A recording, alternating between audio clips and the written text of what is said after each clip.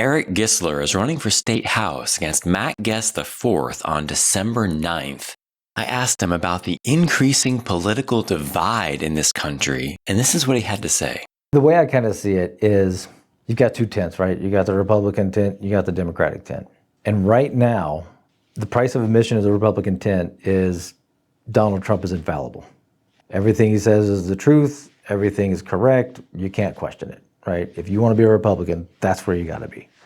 What does that mean? That means anyone that doesn't follow that has one other tent to go for, because there's only two.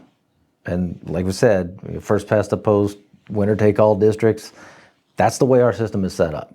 You can dream about a third party all you want, but with the way the system currently works, third parties just aren't viable. So you only have those two tents, which means that the people who were in that Republican tent before that became the rule, I think they're not feeling very comfortable in that tent anymore, right? I have longtime friends who still consider themselves traditional conservative Republicans, cannot stand what's happening to their party.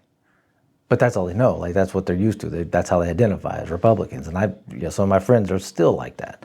But if you're not going to fit in that MAGA Republican Party, and you've only got one other tent to go into, it's a big tent. There's a lot of voices, and there's a lot of different voices there, which makes us look like, because the Democratic Party look like we're discombobulated, right? We can't agree on anything, right? We're not strong on anything. We're weak on things because we tend to talk about things. So yeah, it's messy right now, that's for sure. I personally, it's getting to the point where I can't even identify values that I agree with MAGA Republicans.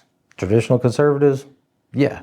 At the end of the day, I think we have a lot of the same values. We all want people to be healthy. We all want people to have good educations. We all want people to be fed. We want people to access health care.